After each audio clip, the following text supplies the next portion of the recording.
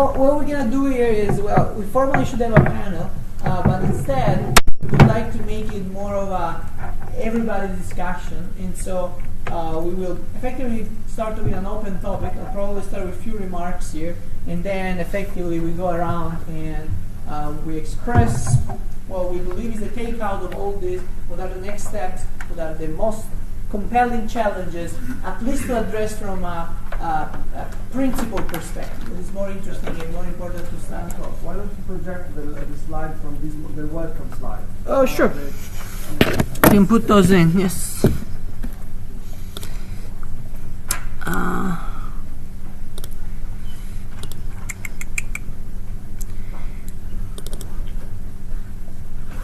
This will probably do.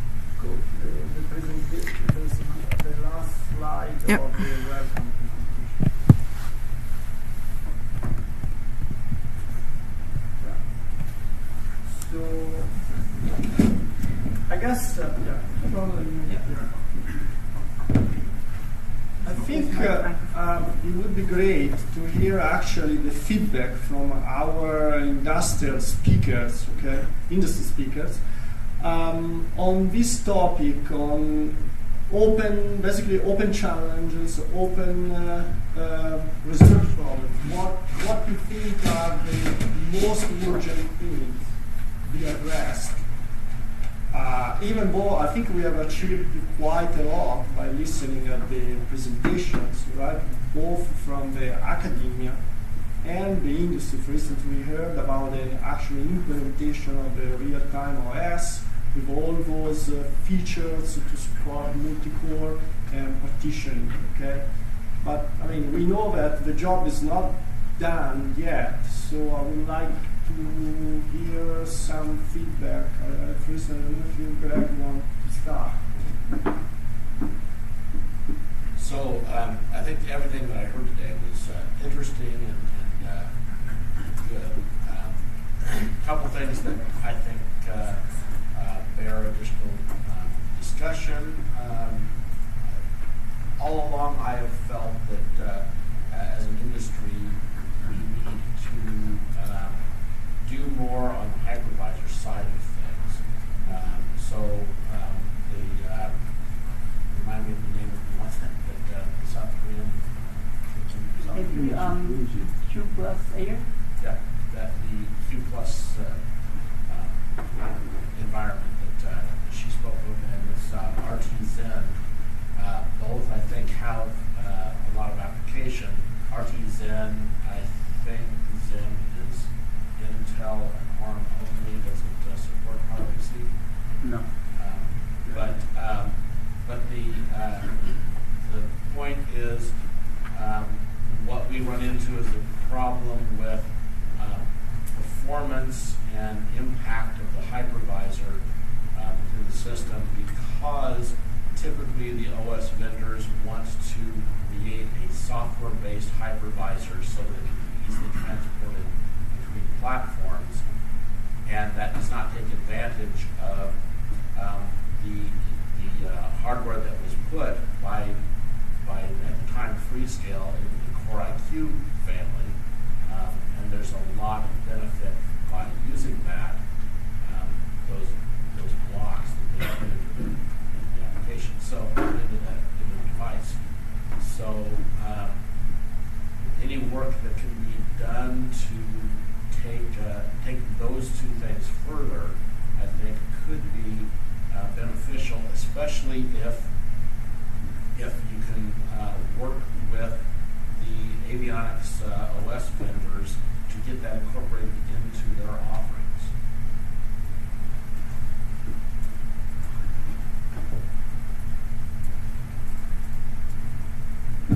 Yeah, thanks, Greg. So yeah, any further comment on that? One thing I want to mention, this is my personal take out. As an academia side person, what I personally take out of all this talk is that, well, there is a fundamental need for temporal isolation, whatever that means and however it's realized and whatever hardware support is being used. So this is something as a common denominator and that is there no matter what, no matter if you're in industry or academia. And so these, I don't know how many of you, I'm sure the majority of you went through the CAS32A. I don't know how many of you have seen the minimal multi-core avionics certification guidance. It is effectively a draft that is being pushed, it's being refined, corroborated, and it's gathering additional momentum every month, I would say, and is the initiative which is open out there, and we can all contribute. So I would say if we do agree on the importance of performance isolation, of temporal isolation, and partitioning of temporal resources, then I would invite one more time everybody to try to, gather the consensus and try to achieve the critical mass so that we can push this, way farther than what it is right now. So, as a key item that I would suggest is go on the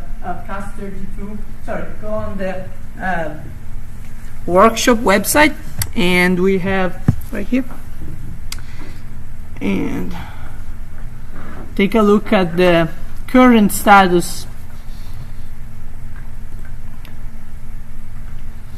of the certification guidance. It's really open in the sense that what is missing is really more people that can provide feedback on this. And once you do, effectively you will join sort of this list of signatures, and you will get on board on what is the minimal requirements. We're not talking about the solution. Effectively, everybody has some solution and somehow different concerns across the way things are implemented. But at the very least, what are the guiding principles of the hard real-time support on multi-core, commercially possibly, but not necessary for possibly future generation of multi-core platforms.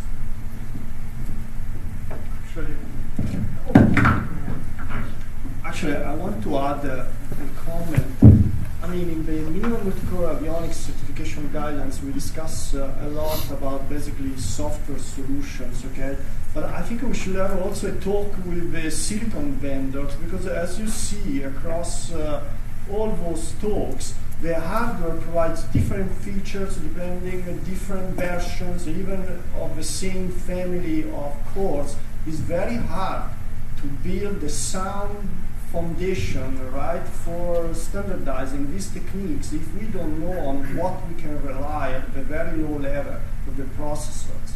So I mean, just for instance, what we learned from each, right, that due to that enhanced parallelism on the new generation of caches, actually you got a new interference channel. And this is going on at every release of a new version of the same family of CPUs, right?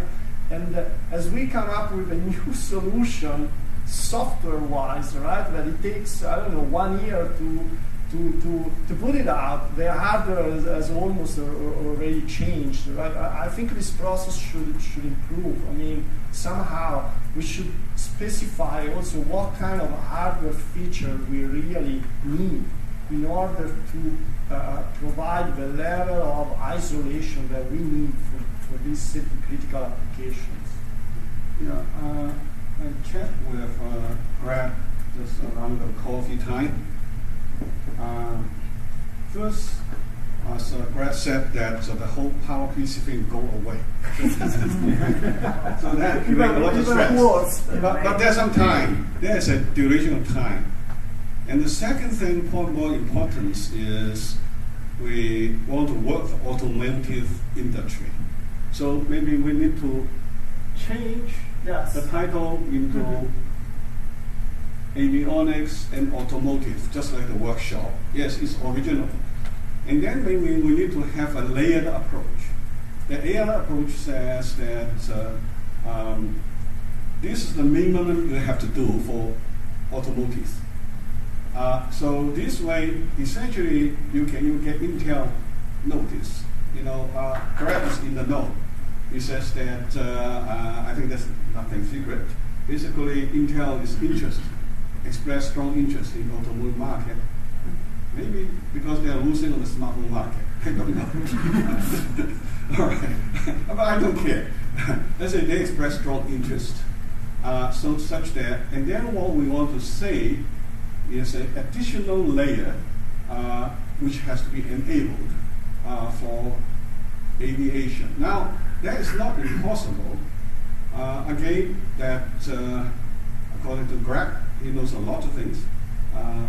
It says that actually, I'm now starting to remember. Intel guy was in the first workshop, but I didn't really register. Now, what he said is Intel made a die, and then a lot of things can reconfigure. Let's say what register you can control. He said, yeah, they wouldn't tell you, but they're willing to be configured for you. So if Intel knows those two-layer requirements, so when they make a die, they say, okay, the automotive guys more sensitive to the cost in terms of they want to get more throughput out, correct? So maybe the firmware will be configured differently. For auto guys, they're willing to pay an additional cost to get more guarantee. Okay, so they turn on some register or something. So in this way, if we have a two-layer requirement, and then Greg bring it to this workshop, and then bring to the avionics auto side workshop. So hopefully, it also makes the chip guys' life easier. And then we also reflect in the IEEE standard. Okay, why we want to do standard? Why we want to? How this document will come about? That is strictly the advice of Michael DeVore. Who's Michael DeVore? He's a former chief scientist for software certification in FAA. And in fact, he added the early version a couple of times, although he refused that, don't put my name in as an author. I respect that because he's in FAA, he's sensitive.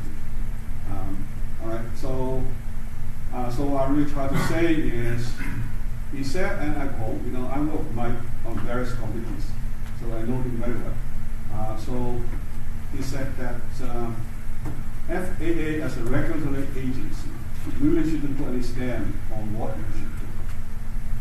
So, but to make sure that guarantee the public safety, you don't want to make the FAA have a very diverse task because it's a process-oriented, and also as Greg said that the industry really drives the verification process. So if 10 industry give 10 ways to push FAA said certify you, it will put extremely high stress on FAA. It's not healthy.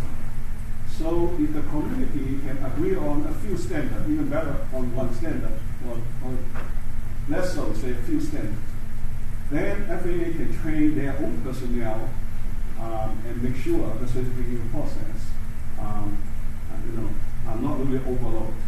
So in any way, too much variations is not good for public safety. So there's a lot of reasons we want to standardize it. Or that said, I really, really hope that we can, more of you to join. For example, we just forgot to put disable all the hardware multi-threading on there. Right? They said, oh my God, it was missing data, and Greg made it very common. It's on the CAS32 though. And that's exactly, but not in here. You see? Yeah. We forget to put it in. That's the problem. So I'm not saying this is waterproof or in any way. So we really, and then they said, I heard about from Prakash. He said, did you ask for disable the dynamic power management? I said, oops, there's another one. There's some chips that the electrical power will go to different core with dynamic adjust, and God knows there's another interfering channel. They will affect the CPU speed. For example, was also missing in this document. So this document, I try to justify as minimum, is very incomplete. So virtual machine hypervisor says very little. So we really hope that through a consensus activities, we can plug as many holes as we humanly can. So on that note, I really just repeat what Marco and Ronaldo said, that it is not an academic paper in any means. It is really a call for help, a community effort.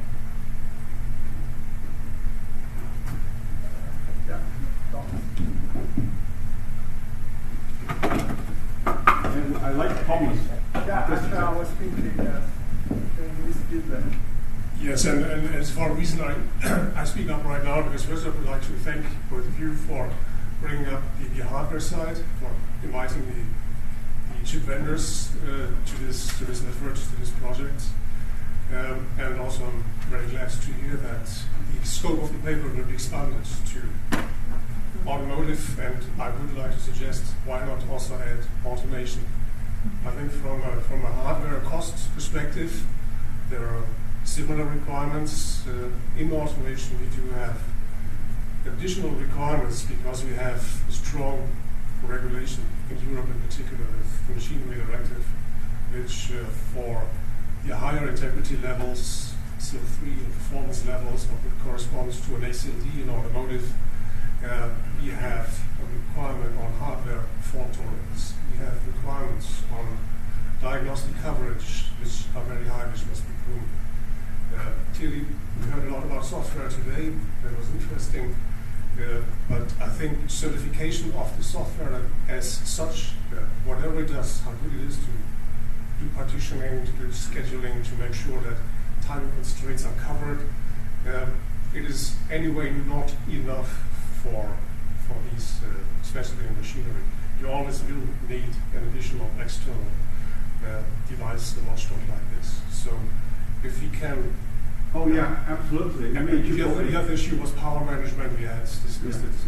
Actually, could TUSO lead the effort? You see, we have this document at this point, missing the whole hardware for tolerance or suitability completely. We noticed that. Since you guys are the experts, will you guys let that effort? So there's just there with standard. It will be useful for you.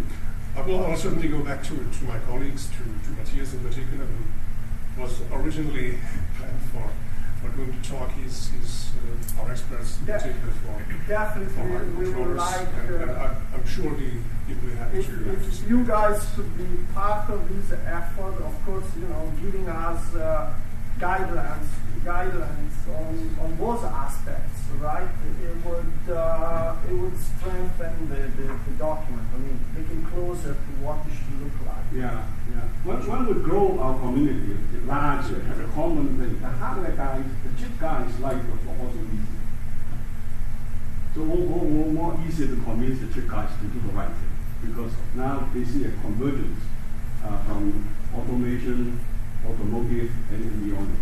So I think it's a win-win-win for everybody, including chip maker. So thank you. So I hope that thank you. please do what it takes to get Matthias on board. I'll be back.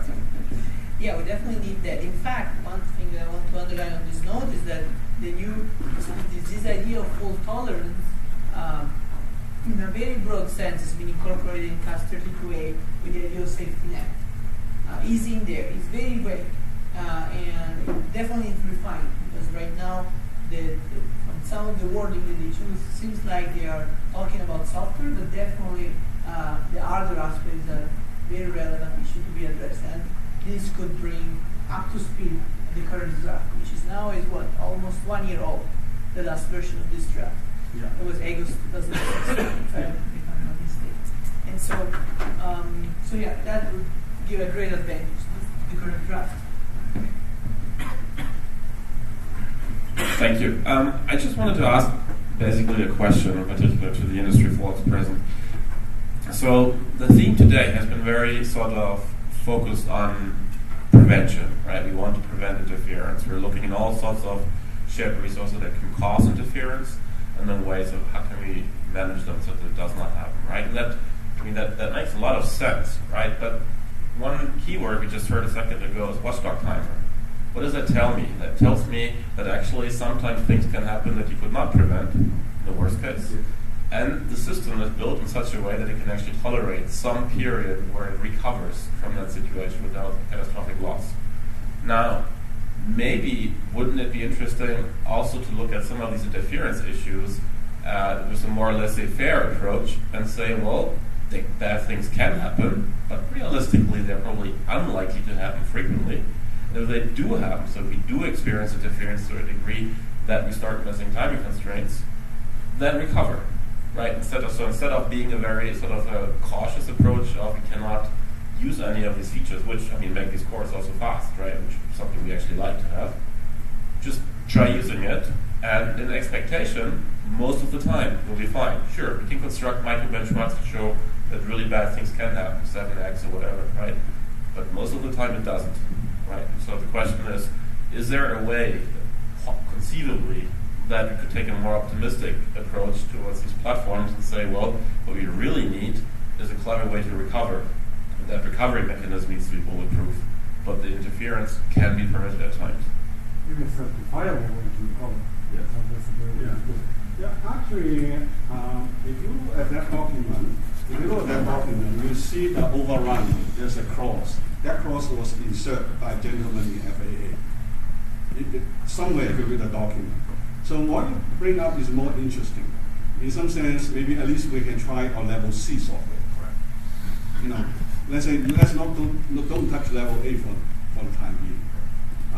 Okay, so why can't you contribute to the document? So this is a consensus document.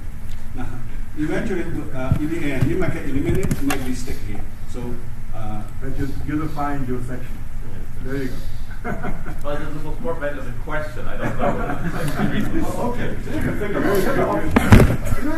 Also, we want to look at that, say what's missing, what's wrong, what's incomplete. Because you see, we already admit it's constant. I'm sure that it's like a people said, if you see one cockroach, probably there's another one. So on this note, in fact, I want to draw the attention to what CAS32A does, right? Just to pick up on what Bjorn just said. Well, in the end, while it gives you all the planning and rationale, right? The CAS32A says, well, you can really do two things, as I mentioned briefly during my talk. One is make sure there's this absolute robust partitioning, and then you do the analysis separately. Otherwise, everything else. There's a big blob of what is everything else, which says, well, you can read the paragraph, but it says it's up to you, pretty much, as long as you can demonstrate you're doing things in a scientific way, to quote unquote. Now, don't quote me on this interpretation of CAS32A, please. But the point is that we don't have to stick to the absolute. Do everything in a way you can control it and prove it and verify that 100% of the time it works. But there could be a second category here. Which is, well, deterministically we tested that, probabilistically we tested that everything works, but if it doesn't work, we also have safety net in place and we tell you exactly what's going on, what is the recovery mechanism, how long it takes, and why, despite the recovery mechanism, the system is still safe. And then everything else. So we have MCP with deterministic robust partitioning, something in between, and everything else. And again, with further refinement, that everything else could convert into further categories. And then, hopefully FAA consider these both the approaches feasible. At this point, 3 approaches feasible, and later on they are able to expand that consensus to additional categories. Thanks. Who's willing to? So yeah, exactly. Interested to document. I was wondering. To participate in the standardization effort. How is MPI, MPIS, how leaning is toward perhaps expanding this part, not in the CAS32A of course, but trying to embed this concept in the certification guidance? certainly happy to discuss the issue. I don't know if I have some. Certainly have to discuss the issue some more. I don't know if I have any particular insights that are ready to be put into phrases in the PDF. But You'll think about it. I'll think about it. Yeah. Thanks. I will pass it through each person. Some of the discussion we just had was fault tolerance was mentioned, and perhaps adding that to the paper. We might want to be a little careful about doing that because the subject of fault tolerance Different documents. it can just run on and on and on. Yeah. Just the simple case of fail safe or fail on. It's a big difference between those two. And there are cases where you have to fail off square. If people are interested in fault tolerance and fault modeling, there's been more than 10 years ago that I worked with a professor at TCOP. I'm trying to remember which university he was at, but the hybrid fault modeling that they were doing back then was very much influential in some of the fault tolerance thoughts and ideas that I still have today. It's more than just worrying about the Byzantine generals issue. Because if everything's a Byzantine fault, you're never going to get a system done. So the ideas of hybrid fault modeling, I think, might be helpful in that discussion. But again, we could get way off track. So what you were saying, we should do it two different documents. I think you need to be very careful and not let the fault tolerance completely take over the views of the paper. Okay. Yeah, perhaps instead of talking about how fault happens, maybe just the recovery mechanism and piggyback on other documents to discuss fault tolerance more extensively, at least the assumption underneath. Okay, so I will list 5 points. So first is that I think we need from your industrial partners just say that this is important, because it would be nice if you and other people say to the Defense Department, this is important for the other agencies. I think some agencies already understand that the timing is quite important, but some don't. So it would be useful if you have some document which says, yeah, we need this for all sorts of DoD airplanes and that sort of things. I think that would be useful, at least for us, maybe others as well.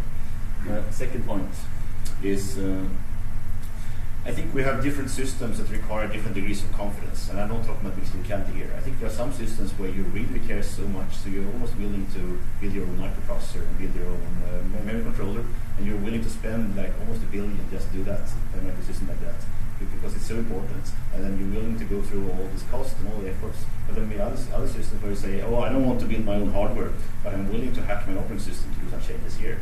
Then you're saying, I don't have so high a requirement of confidence, but I'm willing to have a little lower confidence to have more convenience, because I don't want to write by the I'm willing to modify the operating system.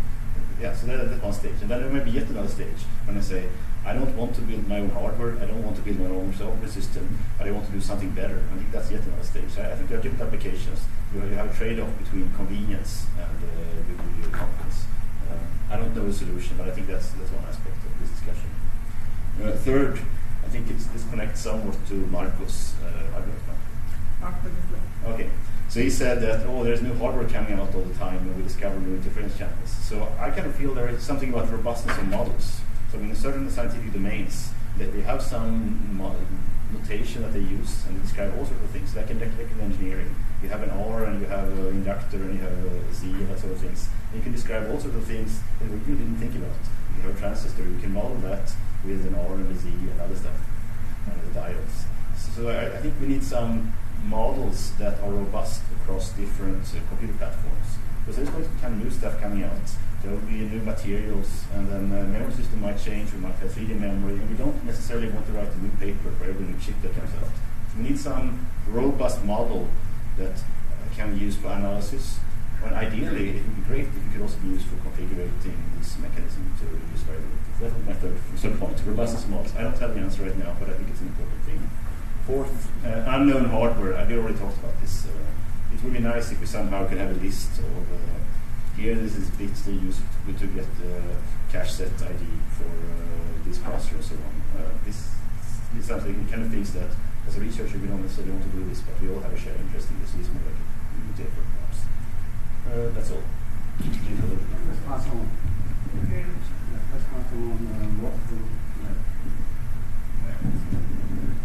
So I just wanted to tell, one of the questions in the last slide was what are the research questions that are open from industry perspective. And I think from automotive we just saw a lot of cache partitioning, coloring and all those techniques which might be necessary in the coming years, not now, but in the next few years I think. But all the benchmarks and all the applications that we showed was only giving a task, measuring the execution time and then put interference on it. And then measuring the execution time again. From my point of view, the benefit of multi-core is to have in one application multiple cores that communicate. So you can shorten paths. Previously was on network connections, now you have memory-to-memory connections. And I think this aspect was, I think, only mentioned by Jim slightly. That this is an open question, and I would really want the answer to that. How can I model that? What is the impact, and what's the open issue there? Was my concern. Just came to my mind and just want to mention it.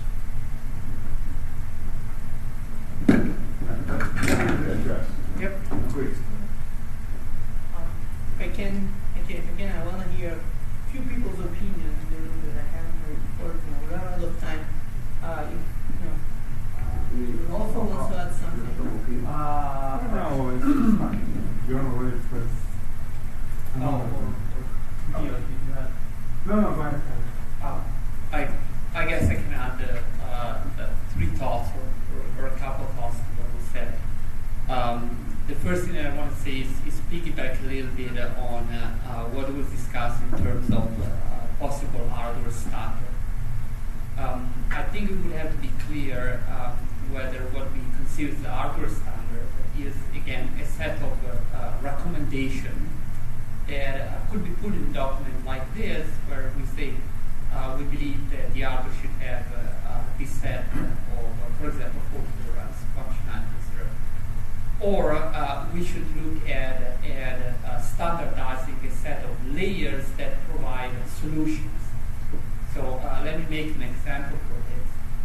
I think we all agree that if we want to implement any mechanism for cache partitioning or bandwidth management, etc., we need a way to look into what the hardware is doing. So there needs to be support for hardware performance measurement registers.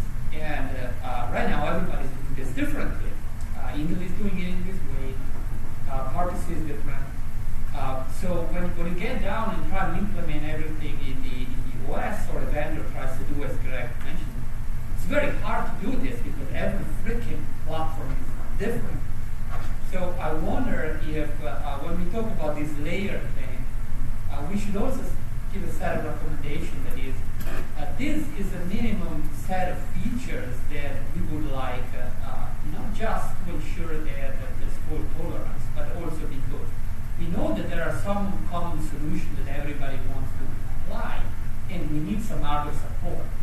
If you somehow build this hardware support in a way that is, I wouldn't say competitive, but similar to some degree among the platforms, then you're going to make the life of the OS vendor a lot easier. And I think that, as you mentioned, perhaps this could be specified as a set of layers. There's minimal layer 1. Gives us this minimum set of features, then at least we can do something with it. Then could be layer 2, that provides a little bit more functionality. Perhaps in 5 years we find out that there's a better way of doing things, and we come layer 3. And I think that to some degree, people have been open in the past to do this in industry. Because, for example, support for virtualization over hardware platform has a lot of, I wouldn't say exactly standardization, but similar features, right?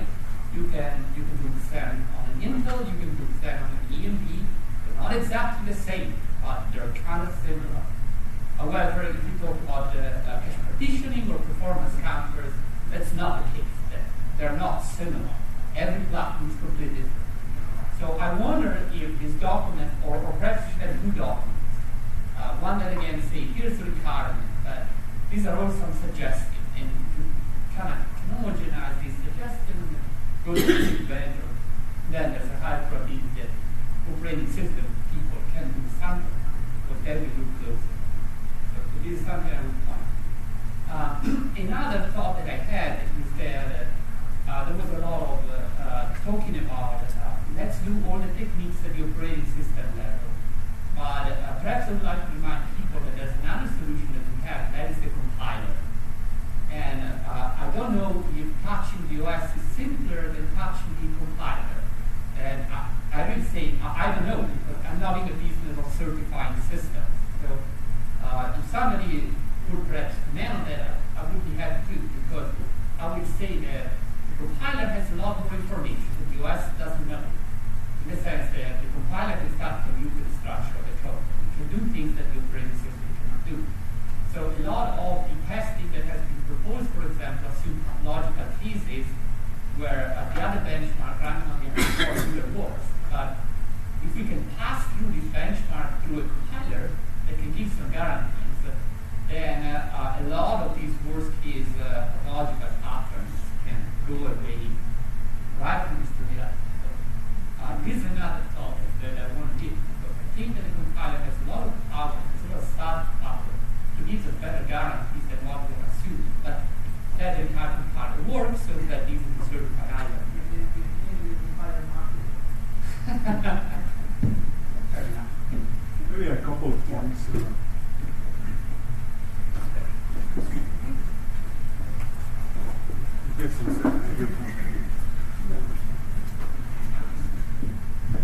So I guess I just want to expand on what Jim was talking about, Jim Anderson, about this, what is that, capacity, what was that? Loss, the capacity loss, right? So it seems that, I mean, we all play with partition, we are very happy with it. Actually, Bjorn Anderson mentioned this as well, right? So whenever we create a partition, then we lose capacity. So we create some partition and say, oh, I can only use a fraction of the memory. That's that, right? So it seems that we need to improve on that. This is kind of a need to really satisfy the industry, if you will. That is, meaning in terms of capacity, in terms of how many tasks we can really support, how many partitions can we create for the number of tasks that a typical application will have. Is one of the elements. How fast can we verify that? I guess that's one of the points from Rash, right? So to say, okay, can we do this online? Those kind of metrics also need to be there, right, to have practical applications. The other thing that kind of Rodolfo's idea trigger was perhaps one of the reasons why the process of manufacturers started to support virtualization is because there is a demand from the application point of view to create a virtual machine. So then the product manufacturers saw that and said, oh, okay, so there is somebody requiring virtual machines, so we better support virtualization. So it seems that we need that from the application developers. So what exactly can you help us standardize, perhaps that's one way to call it, to say, so that we can send the signal to the process manufacturers to say, you know what, guys, right, you're doing great, right? But what about giving us this, right? And try to send that signal. Interestingly enough, of course, when we talk about the virtualization, then we talk about general purpose computing. So in that sense, we have a little bit of a disadvantage here, because we are requiring real-time computing, which is not as sexy as general purpose computing, right? So I don't know, maybe we need the help of the application developers to help us with that.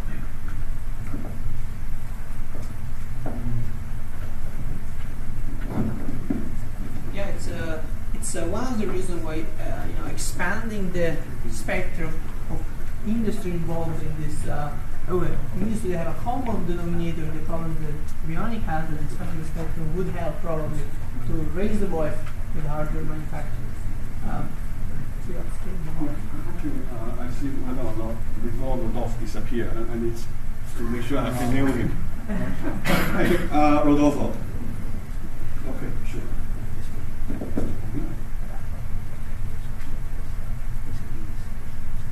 Okay.